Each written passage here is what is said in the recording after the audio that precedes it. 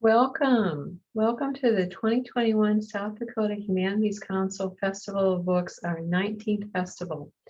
We are delighted to present you with our festival days filled with authors and discussions, with jam-packed schedules Friday, Saturday, and Sunday, October 1st, 2nd, and 3rd, and evening activities on October 4th, 5th, 6th, and 8th, culminating with N. Scott Mama Day on October 10th. We have a great kickoff evening tonight featuring Deadwood hosts, presenting authors, and a wonderful conversation with author William Kent Krueger. My name is Ann Bolland, and I'm the Executive Director for the South Dakota Humanities Council. It's an honor to have this role for this statewide humanities organization.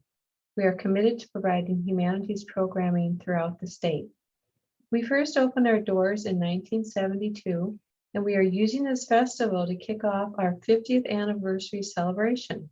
We'll spend the next 12 months honoring our history, cheering our current work, and looking towards our future, with the 50th anniversary finale at next year's September 23rd to the 25th Festival of Books set for Brookings. In order for the South Dakota Humanities Council to thrive, we have terrific friends, partners, board members, and staff members whom you'll be meeting tonight.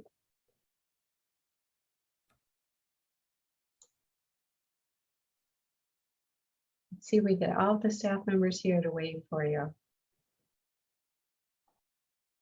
Here they come. We have one or two more out there. Thanks, staff members. It's your work that makes everything happen here. We would like to acknowledge that first and foremost, that this program comes to you from ground which is the homeland of the Oceti Sakowin, the Lakota, Dakota, and Nakota people. The South Dakota Humanities Council honors and appreciates the Indigenous people who have the longest relationship to this place. We would love to hear where you come from. Please introduce yourself by putting your name and hometown in the Zoom chat or Facebook comments. Throughout the evening, you'll be hearing from people who help produce the festival, as well as our many other humanities programs and projects across the state of South Dakota. First up is the first face you'll see when you walk into the office, Carolyn Marshall Speakman.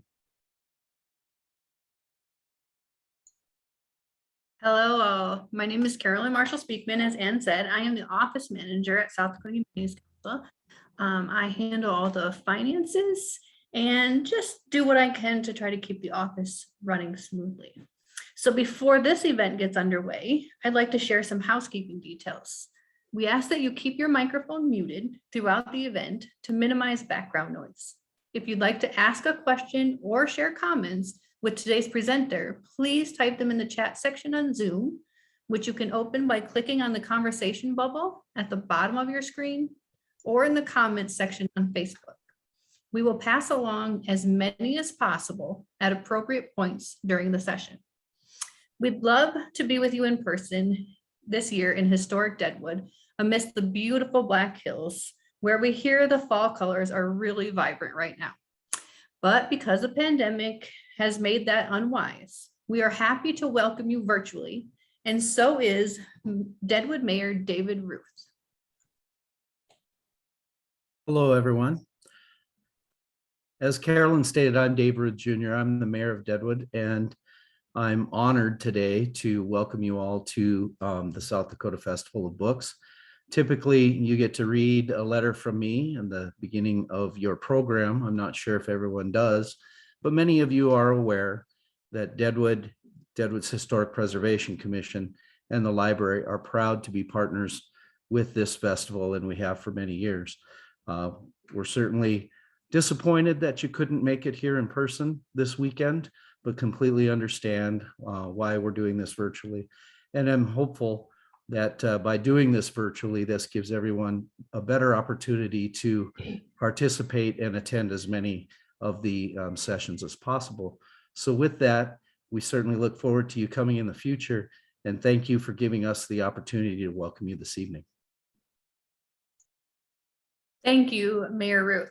SDHC really appreciates the support that the city of Deadwood gives the festival.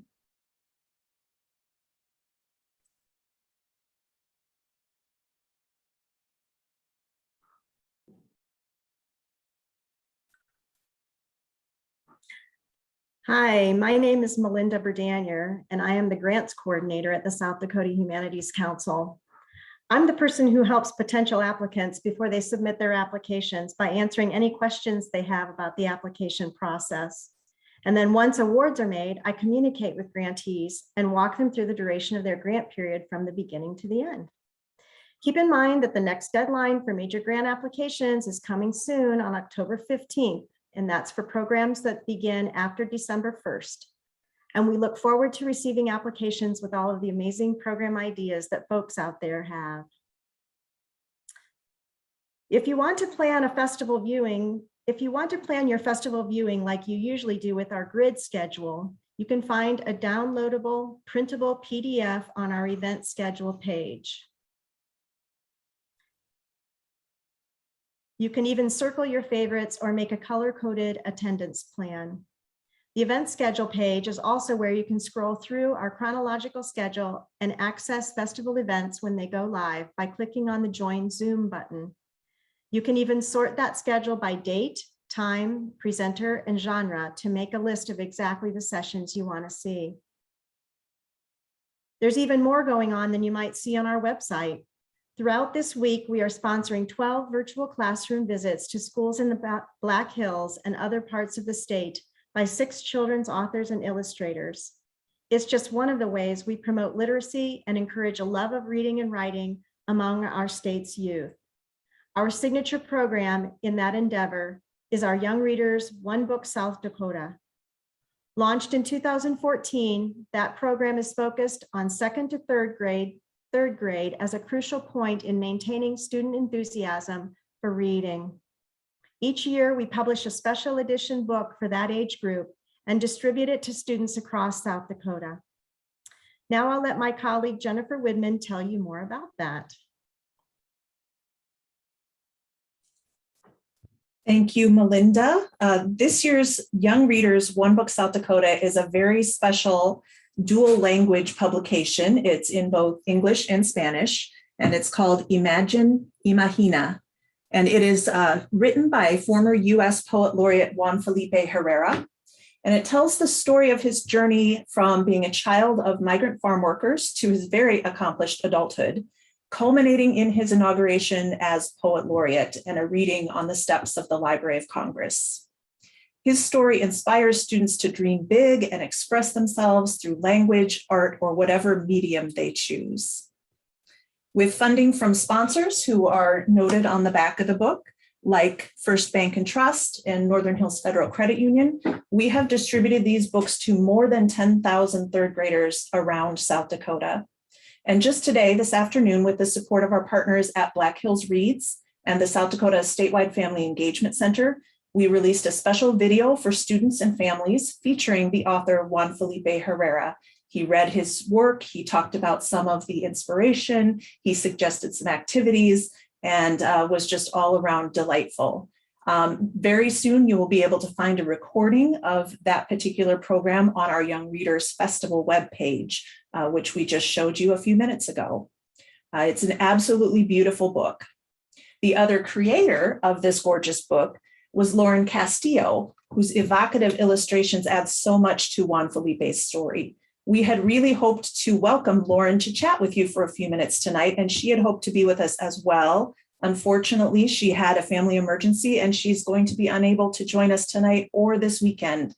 But we really hope to reschedule an event with her for readers of all ages.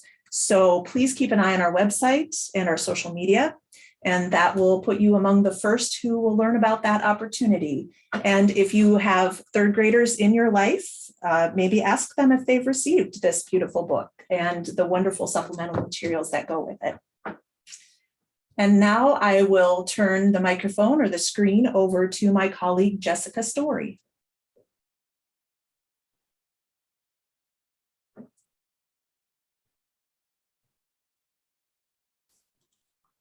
Oh, you're muted, Jessica. Can you hear me? Okay.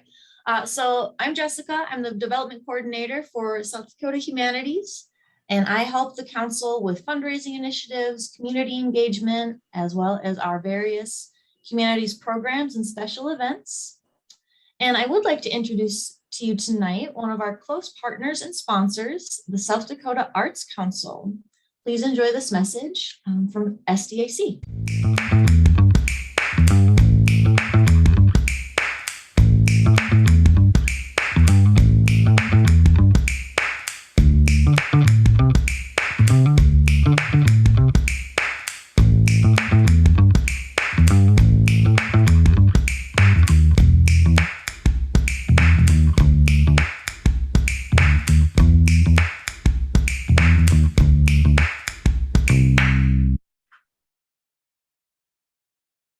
Thank you, South Dakota Arts Council. Sarah Carlson and Patrick Baker, if you are with us tonight, we're grateful for your continued support of the arts and humanities all across our state. Speaking of art, you'll see behind me some artwork. Everyone who donates to the Festival of Books is going to receive a gift. And if you donate $100 or more, you're going to be entered in a drawing to win this original painting by Roger Ellingson. It's titled Deadwood Shindy. And you can see this painting on our festival guide, our bookmarks, and our postcards. You will also be eligible to win one of our gift bags. Featured here, all kinds of goodies in our gift bags. If you do wish to send your gift by mail, please make sure it's postmarked by October 12th in order to be entered into the drawing, and make sure that we receive it by October 18th. Now, for everyone watching, you can help keep the festival free by making a tax-deductible donation to the South Dakota Humanities Council. We have several ways that you can make a donation, the easiest of which is going to our website, sdhumanities.org, clicking on donate, or this year, you can also text Festival 21 to the number 707070 and donate via our pledge application.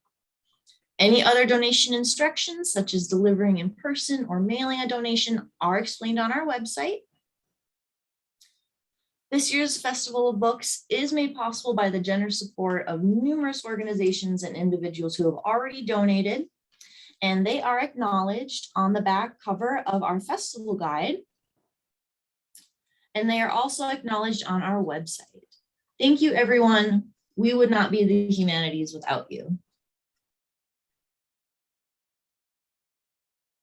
Hi, I'm Deb Delaney, the Programs and Data Coordinator with the South Dakota Humanities Council. I work with Speakers Bureau scholars and host organizations to provide quality humanities programming in communities all across the state. Right now, we'd like to acknowledge another one of our valued partners in Deadwood and a host of live festival events when we're there, Deadwood History Inc. Hello, 2021 Festival of Books participants. I'm Carolyn Weber, the Executive Director at Deadwood History Incorporated. Due to circumstances, we can't be together in person for the Festival of Books this year, but I'm sure you'll all agree that we're happy that we're able to at least participate in it virtually. So Deadwood History Incorporated is a nonprofit organization that oversees the operations of the Adams Museum, the Brothel Deadwood, the Days of 76 Museum, the Historic Adams House, and the Homestake Adams Research and Cultural Center. And that's where we are today, at the Homestake Adams Research and Cultural Center, which we lovingly call the HARC. Now, the HARC is an archives repository, a research center, and a place for fellowship and lifelong learning. So it makes sense that we were going to host several authors' talks here at the HARC. And although we can't do that, there are some things that I'm still looking forward to this year at the Festival of Books. And one of those is Craig Bolt's talks on Matriarchs of the Dust Bowl. I think that sounds really interesting. Of course, it's all about women during a struggling time, so that's very interesting to me. And then the other one is Ann Charles and Bill Markley will talk about writing about the Old West, which of course, living in Deadwood, is very popular and very exciting for me to attend. But there are a host of other events that people can attend virtually at this year's Festival of Books as well. And I want to especially thank the South Dakota Humanities Council for putting this on, and especially Jennifer Widman and her staff for overcoming so many challenges that they had to this year. And they did so with humor, with creativity, and always with grace. So thank you, Jennifer, and your staff. And I also want to thank Rose Spears, the Communications Director here at Deadwood History Incorporated, for helping me with this video today so we can come to you virtually. Thank you, Rose. Thank you, Jennifer. And thank you, everybody. Have a great 2021 Festival of Books. Thank you, Carolyn, Rose, and the whole team at Deadwood History Inc. We really value your support of the festival. If we were in Deadwood tonight, we'd be at the Deadwood Public Library in their beautiful historic Carnegie building, built in 1905. It's just one of Deadwood's many cultural attractions. To tell us more, here's Library Director Patricia Brown and some of the library staff. Hi, this is Patricia Brown and some of my staff. I'll let you introduce yourselves, Kathy and Bailey. Hello. And we were very excited to be able to host the author reception. So we're doing a virtual author reception. Please have a wonderful festival this year. And here's our little hors d'oeuvres and our snacks. Bailey, I'm getting a little low. Could you give me a little more wine? Thank Hope you, to dear. see you all in 2023. Cheers. Thank you. Thank you to everyone at the Deadwood Public Library. We appreciate your support, and we look forward to being with all of you in person again in 2023. Finally, I want to remind you all that if you donate any amount to SDHC during the course of the festival, you'll receive a gift. If you donate $100 or more, you'll be entered in a drawing to win the beautiful original painting by Sioux Falls artist Roger Ellingson, titled Deadwood Shindy. This graces the cover of our festival guide. Or it may be 1 or 2 Blizzard gift bags filled with books and other treasures. Good luck.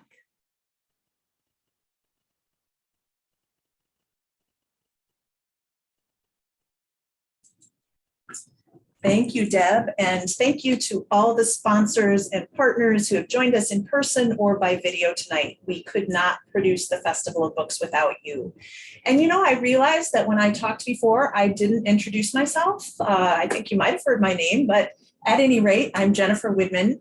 I am the director of the Center for the Book at the South Dakota Humanities Council. So as such, my responsibilities include managing the Festival of Books each year, managing the One Book South Dakota program and the Young Readers One Book program each year, and all of the associated literary events that go along with those. This, I was just realizing, is the 10th South Dakota Festival of Books I have been involved with, but just the second that we have produced virtually. So there's always something new, even if it's been a few years. And now I would like to introduce some of the stars of our show. These are a few of the presenting authors who have joined us here tonight. If you are a presenting author at this year's festival, what I would like you to do is to use the raise your hand feature that you will find in Zoom. So you can do this by clicking on the participants icon down at the bottom center of your screen not the participants icon, the reactions icon. I'm going to get you all confused. So you can click on the reactions icon at the bottom of your screen. And at the bottom of that selection of icons there, you will see one that says raise hand. And so if you would click that now, that will move you right to the top of our list so that we can see who all has their hands raised. And we will have we will have you say a few words. What I'd like you to do when we call on you is to just tell us who you are, maybe tell us what some of your latest titles are, and if you want to give a plug for what you're talking about at the festival this year so that people can check out your different events, we would love to hear about that. So let's see. I can see that there are 4 hands raised, but I can't see their names. So I don't know. Let's do Joe Holt first. All right, let's do that. Thank you. Hi, Joe. everyone.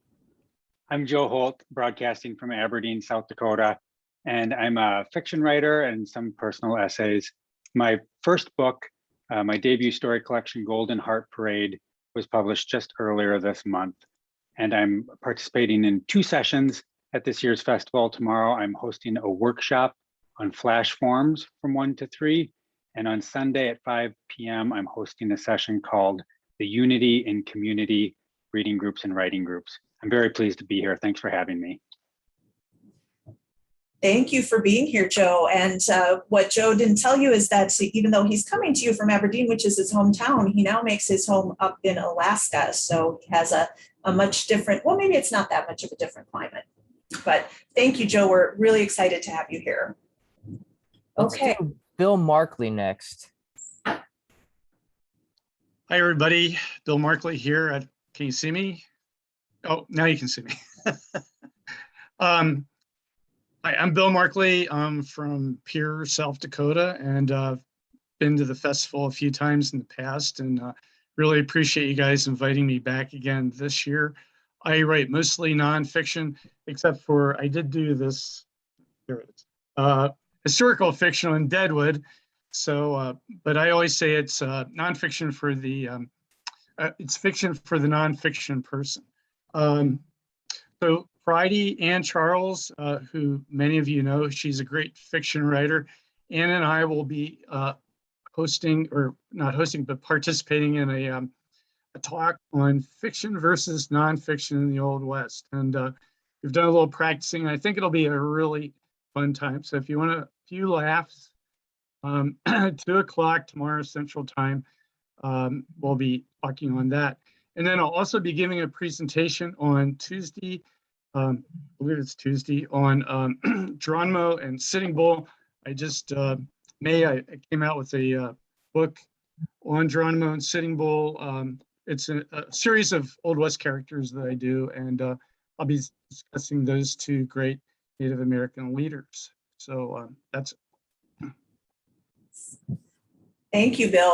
And I'm glad that you mentioned your event next week, because it is a good reminder for everybody that not only do we have this jam-packed weekend that's coming up tomorrow, Saturday, and Sunday, but we also have some events spread throughout the following week and culminating on October 10th with a session with N. Scott Mammoths. So there's even more to look forward to even after the weekend is done.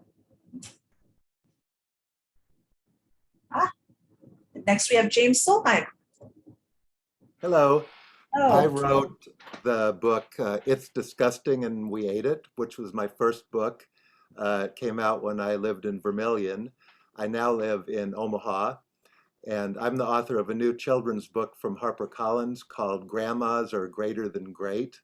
So my presentation is going to be about the secret lives of Dakota grandmas. I think it's on 5 o'clock Sunday, if I remember right. Jennifer's checking. You do remember right. Okay.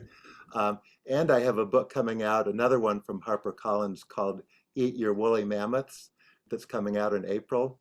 And it's a follow-up to my book that I wrote when I lived in South Dakota. Another one about unusual foods. This one is going to be historically based, starting 2 million years ago and going into the future, about unusual foods around the world. And I'm going to say a little bit about that in my presentation too.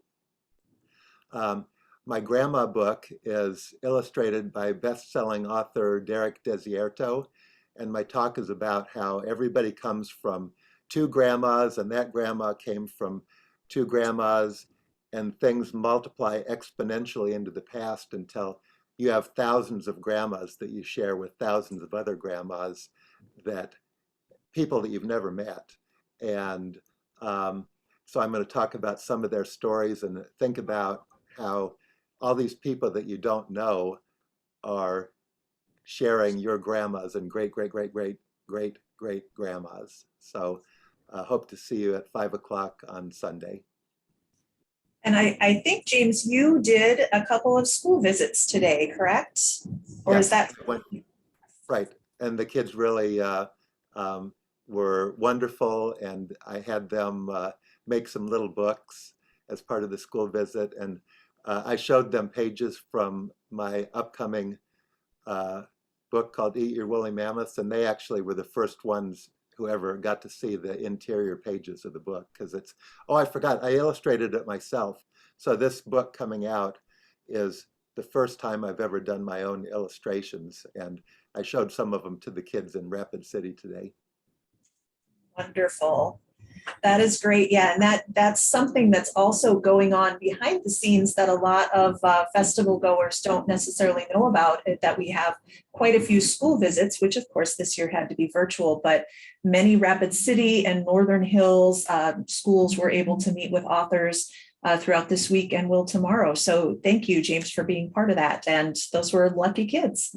Yeah, when my first book came out, I did a lot of in-person visits to various rural areas of South Dakota. And I wish I could do that again right now, basically. Well, maybe next year, right? Yeah. Thank you, James. And who do we have next? Hi. Hi, I'm Jeannie Bowman. I illustrated this book, Charlie Russell and the Gnomes of Bullhead Lodge by Emily Crawford Wilson. It's probably backwards on the screen, I don't know. So the talk that I'm giving with Emily will be on October 3rd at 4 p.m. We're going to be talking about how we made the book, our inspirations behind the book. I think Emily's going to be talking about all of her research. She's the curator, or she was the curator of the Charlie Russell Museum here in Montana. I'm in Sidney, Montana. That's in Great Falls. But I'm going to be talking about the process of how I made all the pictures for this book. So Wonderful. Yes, and doing a little drawing demonstration if you can, right? Mm-hmm. Yep. If there's enough time at the end, I think I'm going to show everybody how to draw Charlie. So Wonderful. Hopefully that'll work out good. Yes. We'll have to tell everybody to have paper and pencils or a little screen computer drawing that they can do. Thank you so much. And yeah, that book is actually published by one of our other good partners, the South Dakota Historical Society Press. And we really appreciate what they do for especially historic books, but also they have quite a good selection of children's books that they've published over the years. So yep. Thank you very much. Thank you for being here. Okay. And who else do we have? Oh, hello, Sharon. We'll have to make sure you're unmuted, Sharon. It's good to see you. Yes. I really liked those librarians in Deadwood. I think they had the right idea for this evening. For sure. We missed that, but as somebody has already said, Zoom has to compensate. My name is Sharon Smilars. I was born and bred in Mobridge under the name of Grins. I write poetry. I have 12 books out of poetry and a book of riddles. I'm presenting tomorrow morning at 11 o'clock. And the presentation's title is To Revise or Not to Revise. Is that the question? I hope somebody shows up for that. I'll be looking for the little participant number at the bottom of the screen. Wherever 2 or 3 are gathered together is great. I'm going to do a poetry reading with Bruce Roseland on Sunday morning at 11 o'clock. And tomorrow night is a really wonderful night too. Christina Stewart will be recognized as the Poet Laureate of South Dakota, and I will be the Poet of Merit for South Dakota for 2021, the live one. Still alive. The other poet is, no, I can't think of his name. Lyle Dugan, help me out. Leo Dangle. Leo Dangle got the posthumous. Yes, Yeah. I did know him. I mean, not as a friendship, but I did listen to him and read. I had a book of his, and so that was nice for me to kind of be back to back with him. Thank you. Thank you for being here, Sharon. And I don't see any other hands raised, but I know Chris Enns is out there in the audience somewhere. Chris, do you want to say hello? Can we find her?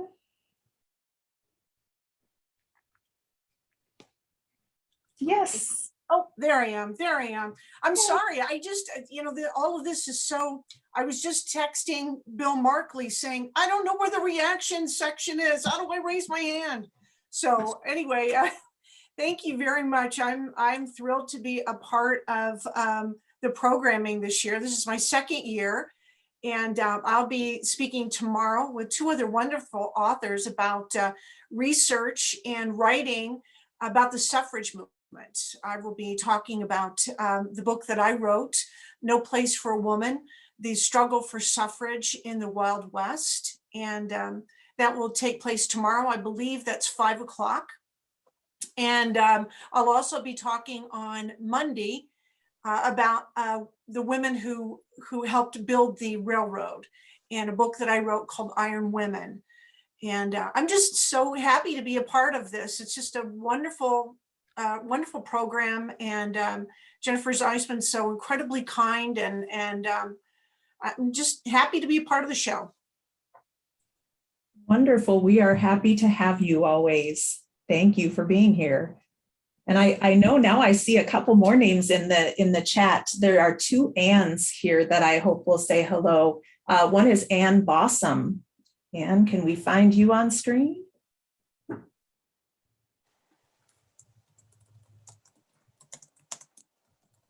Oh, Ann might have gone to the, oh, are you there, Ann? Yes, you are. Oh, we'll need you to unmute. Sorry, thought I'd done all that. Good to see everybody, but I'm mad that we're not together. I'm really looking forward to the programs that I get to participate in, and I just have been impressed with the lineup that I'm seeing for the whole festival. It's amazing what you've pulled together, Jennifer. Thank you. So tell us a little bit about mention your latest book and what programs you're doing. Oh, you've muted yourself again.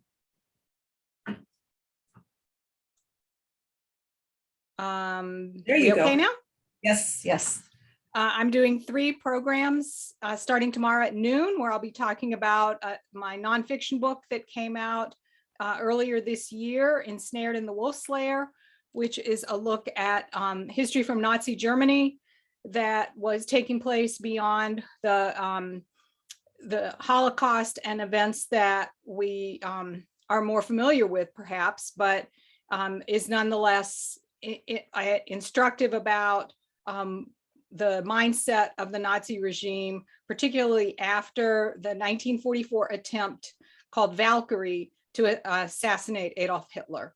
And then on Saturday, I'll be teaming up with another participant. I don't know if he's here, Patrick Hicks, who's also written about that same time period. And we'll be doing a panel discussion on Saturday morning. And I'm joining 2 other scholars to talk about researching and writing about women's suffrage on Friday evening. It'll be a jam-packed festival. It will. Well, thank you, Ann. We're glad to have you here virtually if we can't be in person. Absolutely. My pleasure, always. Thank you. And then I know I mentioned that I see Ann Charles out there, Ann Charles. So If we can find her, there you are. Hi, Ann. Hi guys. Sorry, I'm so late. I forgot I had a chiropractor appointment and then the whole time thing. Yeah, I was sitting in her office just panicking for a minute going, oh no, I have to hurry home. So anyway, thanks for having me and thanks for having me at the festival again, Jennifer. I'm sad we're not in Deadwood because I keep hearing about the beautiful colors in Spearfish Canyon and it makes me just, oh, I wish I could be there to see it this year. But I understand. So you want me to talk about the book and the Yeah, you juggle 5 or 6 different series. So yeah, and the older I get, the worse I get at juggling. This is getting tougher and tougher. The book that I just put out this summer was the 12th book in the Deadwood mystery series that I write. So it's Never Say Sever in Deadwood. So that's out, and I'd hope to have another one maybe available in the Western series, but we've had some stuff with family going on and parents, so it's just not happening. But not yet, I should say. But I am here to do these fun programs. And the first one I'm doing tomorrow with Bill Markley, and I can't wait. Hi, Bill. I see you down there.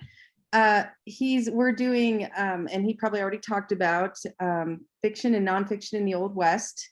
And we have some fun hats, right? We're going to wear and have a good time, talking about differences and some of the things that go into writing about the Old West. And I think that's going to be a blast with Bill tomorrow.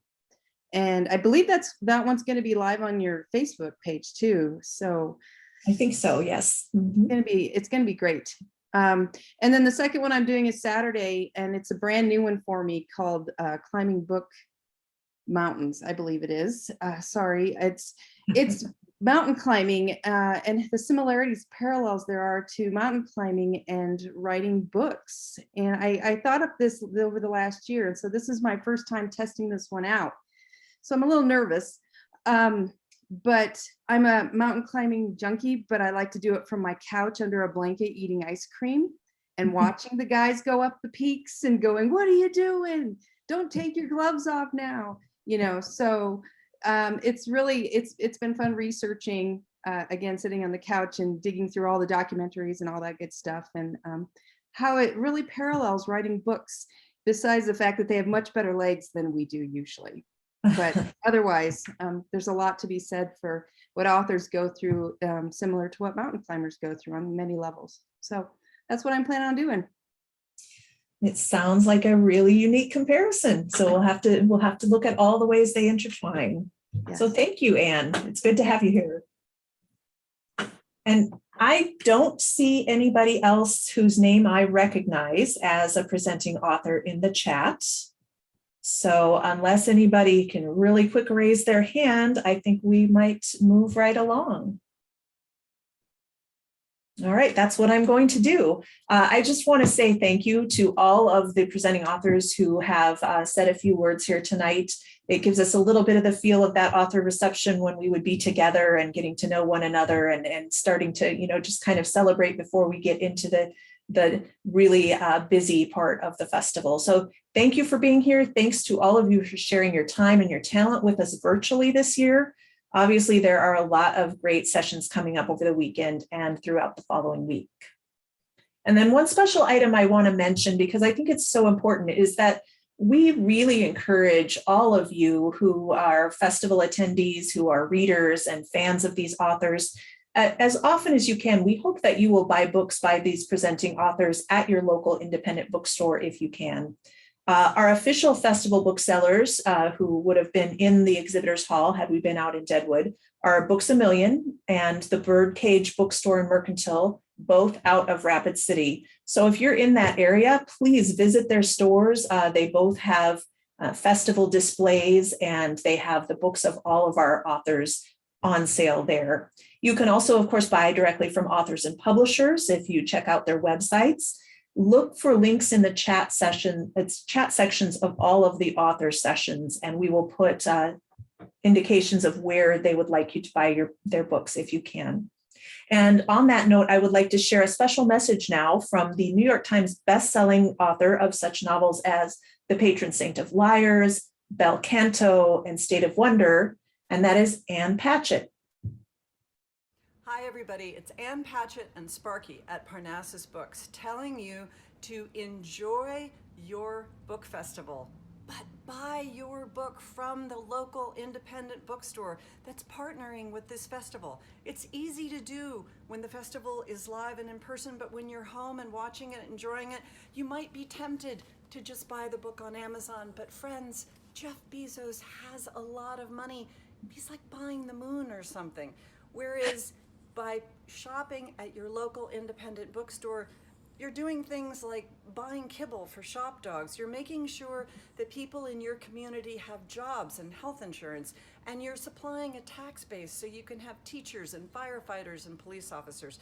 So it's really, really important to spend a couple extra dollars and shop local, because you're going to want to have a bookstore when all this is open, and it's not going to be there unless you support it. Thank you so much. Enjoy your festival. Thank you so much to Ann Patchett. It's a really important message, and thank you to booksellers everywhere. Well, now I am ready to welcome a very special guest indeed, one of our festival fan favorites, William Kent Krueger. Kent has logged timber, worked construction, done freelance journalism, and researched child development, and that's just a small number of the jobs that he could list. But he now makes his living, and has done so for quite a while, as the New York Times best-selling author of the award-winning Cork O'Connor mystery series, which is set in the Minnesota North Woods. Although Cork does take some trips sometimes to solve mysteries in other places. Kruger's standalone novel, Ordinary Grace, received the Edgar Award and was named the 2015 One Book South Dakota. The companion novel, This Tender Land, came out a few years ago. And both of them are equally wonderful in a different way than the Cork O'Connor novels. Kruger lives with his wife in St. Paul, a city he dearly loves. Tonight, he's going to speak to us a little bit about the transformational power of stories. And I'd like to say that as he is speaking, if you have some questions or comments for Kent, you can put them in the chat section here on Zoom or in the comments on Facebook, and I'll try to pass some of those along if I can. So with that, welcome, William Kent Krueger. Thank you for being with us. A pleasure to be with you, Jennifer. Thank you. Before I begin any of my remarks, I need to apologize for my camera. I am not zooming in my typical location, and I'm on the road, and my camera apparently doesn't particularly like the conditions here. So I may be coming to you this evening in a variety of surreal colors. I'm asking you to focus on my words, not on whatever color happens to be on the screen at the moment. I just want to say how honored I am to have been asked to be a part of welcoming you this evening to the second virtual Festival of Books. You know, myself and probably most of my colleagues who are going to be speaking during the course of the festival are usually referred to as writers, in my case, often more specifically, a mystery writer. But the truth is, I think of myself primarily as a storyteller. And so what I'd like to talk to you this evening about is stories, their importance to me, their importance to you, their importance to all of us, and my own belief that stories have the power to transform us, to help us become the people we would like to become. I'm going to begin my remarks this evening by asking you a question. It's going to seem on the surface like a pretty simple question. Here it is. How many of you think you know how the Bible begins? Simple question, right? How many of you think you know how the Bible begins? Well, I believe that probably those of you who spent a moment thinking about it and came up with an answer believe the Bible begins this way. In the beginning, God created the heavens and the earth, right? In the beginning, God created the heavens and the earth. Well, I have a different take on this. I think the Bible begins before you read that first line. I think it begins even before you crack the cover on that great spiritual text. I think the Bible begins with this seductive whisper that comes to you from that great book itself. And what it whispers to you is this. Let me tell you a story. Let me tell you a story. Because isn't that, after all, what the Bible is? A collection of some of the greatest stories ever told. You know, it's the creation story. It's the story of Moses and the Exodus. It's the story of Daniel and the lion's den. It's the story of David and the hot water he gets himself into with God because of Bathsheba. And the New Testament, it's that lovely Christmas story, the story of the birth of Jesus. And it's the tragic story of his betrayal and crucifixion, and the glorious story of the resurrection, story after story after story. And just think for a moment, 3 of the great religions of the world all draw inspiration from many of the same stories. I'm talking about Judaism, Christianity, and Islam. I had a guy write to me not too long ago to tell me how much he appreciated a novel I wrote, Ordinary Grace. And because the novel deals with a minister's family and so has some sermon stuff in it, the guy also had a few things he wanted to tell me about sermons. Basically, what he said to me was this: Dear Mr. Kruger, I am a Unitarian. Our minister delivers wonderful sermons. But the truth is, when I go home afterward and think about what she said, all I really remember are the stories she told. I don't know about you, but that certainly rings true for me. I'm going to go out on a limb here and suggest that most of us haven't come to an understanding of what's right and wrong as a result of what we heard from a pulpit. I think our first inkling of what it is to do the right thing came from stories that were read to us or told to us when we were children and that had a profound impact on us. That's certainly true in my case. My first inkling of what it was to do the right thing came from a story that was read to me when I was 5 years old and was written by a guy who called himself Dr. Seuss. The story, Horton Hatches the Egg. Now, for those of you who may have forgotten the gist of that great moral treatise, it goes like this. It begins with this lazy bird named Maisie sitting on an egg in a nest in a tree, waiting for the egg to hatch. Maisie is bored out of her mind. She would rather be anywhere than sitting on that nest, waiting for the egg to hatch. And then along comes Horton, who's really a good-hearted elephant. And Maisie convinces Horton to take some time on the nest to give her a break. So Horton settles that huge bulk atop that fragile little egg. And just before Maisie takes off, he promises her absolutely that he will be there when she returns. But Maisie has no intention of ever coming back. And so there sits Horton, night and day, through all kinds of horrific weather. The other animals of the jungle make fun of him. One day, some hunters show up, and they're so amazed to see this huge elephant sitting atop this fragile little egg that instead of shooting Horton, they capture him. And they take him and the tree and the nest and the egg, and they cart them all across the ocean, and they sell them to a circus as a sideshow exhibit. And through all this horrific experience, Horton has held to this lovely little mantra, which he repeats: I meant what I said, and I said what I meant. An elephant's faithful, 100%. So one day, Maisie's flying around out there, and she spots Horton. She circles down to him, and just as she arrives at Horton, the egg hatches. And out comes not a Maisie bird, but a lovely little elephant bird that looks exactly like Horton. And at the end of our story, Horton and his little hatchling head off toward home together, and Horton is happy 100%. Faithfulness. The importance of keeping the promises that we make. I learned that at 5 from an elephant named Horton. And of course, after that, I had to read Horton Hears a Who, from which I learned a person's a person, no matter how small, which has always seemed to me a philosophy that if we really lived by it, would make the world such a better place. I learned a great deal from Horton about what it was to be a good elephant, and also a great deal about what it was to be a good human being. You've seen people out there with bumper stickers on the car, WWJD, what would Jesus do? I have a bumper sticker on my car, WWHD, what would Horton do? Jesus understood the power of stories. How did Jesus teach? He taught in parables, simple stories with these powerful eternal truths at the heart of them. Depending upon the scholar that you read, most experts agree that there are more than 30 parables recounted through the 4 Gospels. Most of us know a lot of them, the parable of the sower, the parable of the mustard seed, the parable of the Good Samaritan. My favorite parable has always been the parable of the prodigal son. And I love it as a storyteller for so many reasons. Now, for those of you who missed church the day the parable of the prodigal son was being taught, it goes like this.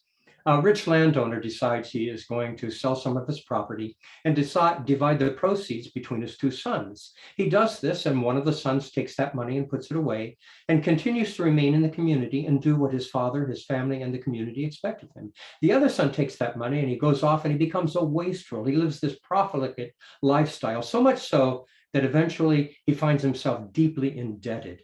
And he's about to sell himself into slavery to pay off those debts when he decides instead to return home and prostrate himself before his father and beg for forgiveness. Now, long before the son arrives home, his father receives word of his coming, and he orders a huge feast prepared in honor of his son. Now, the good son who stayed back and did what was expected of him is miffed. He says to his father, "Wait a minute, I did what was expected of me, and you've never ordered a feast like this prepared in my honor."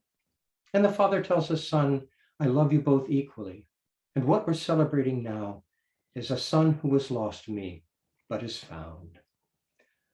I love that as a storyteller, that story, because it can be seen from so many different perspectives. It can be seen from the father's perspective. I mean, what parent among us hasn't watched his or her child go out into the world and screw up royally, and then just been so grateful when they come back to their senses?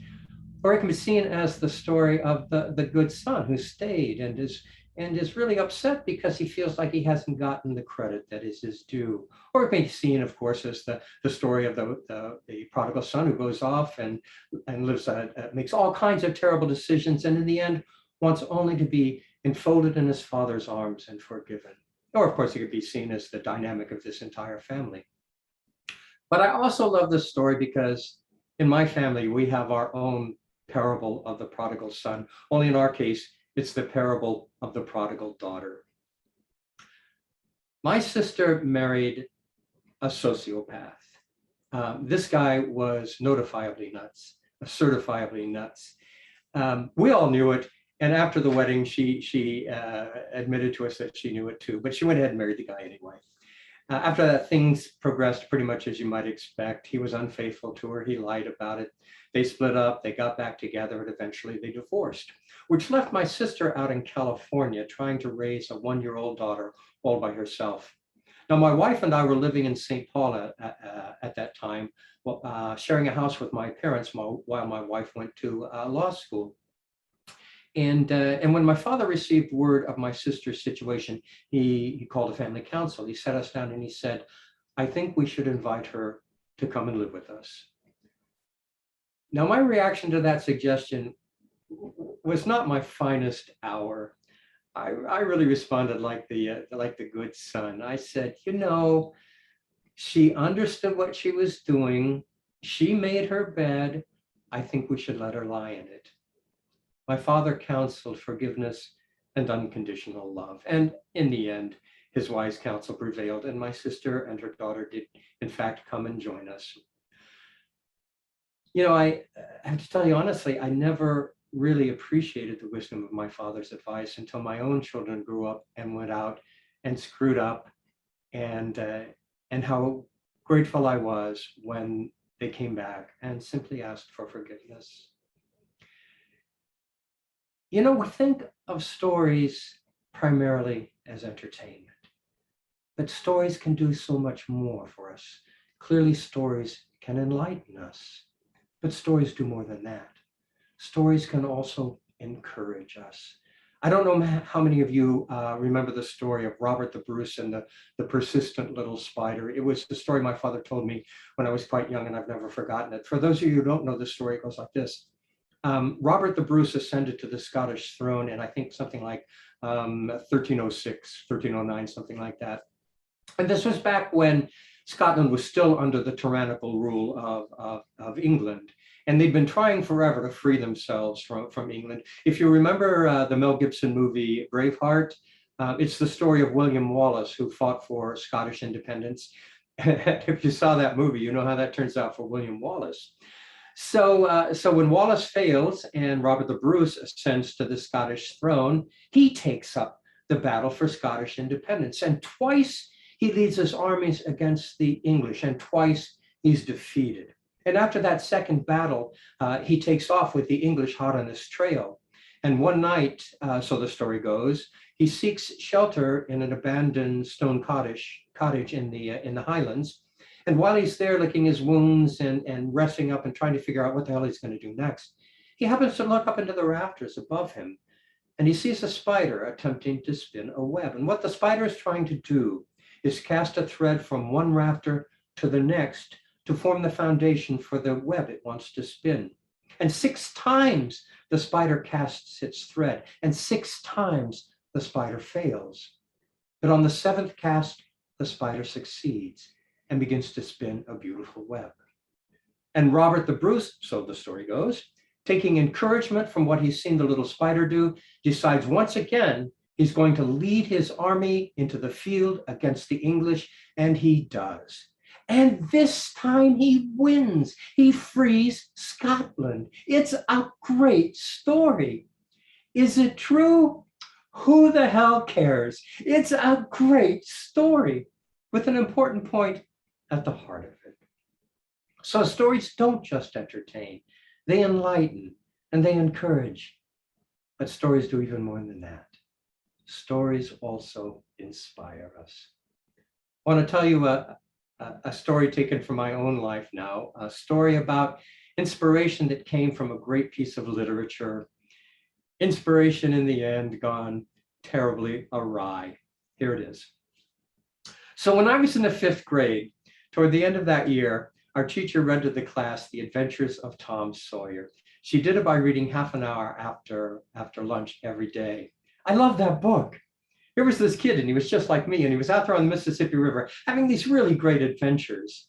This was when I was living on a farm outside a small town in Ohio, and there was a creek that ran through our farm property, Riley Creek.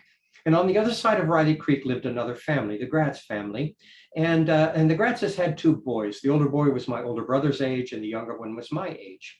So when school was out that year, I pitched to my brother and the Gratz boys this idea. We should build a raft and set sail on Riley Creek. Now, about 2 miles down the creek, it ran through the town where we all went to school. And a couple of miles beyond that, it emptied itself into a very large river that, if we followed it, would take us all the way to Lake Erie. It was a grand plan, and they bought it. So we spent the next few days scrounging wood, nailing it together, in some cases lashing it together. And when our little creation was finished, we carried it down to Riley Creek and set it in the water beneath a bridge that spanned the creek. And we hung a rope down from the bridge so we could get down to our creation. And then we drew straws to see who was going to test our raft. My brother drew the long straw. So he took off his high-topped keds, he rolled up his jeans, he grabbed hold of the rope, and he climbed down to the raft. Now, holding very tightly to the rope, he put out one bare foot to test the stability of the raft. It held. Still holding tightly to the rope, he put out his other bare foot. The raft held. Finally, he decided to give it the grand test, and he let go of the rope.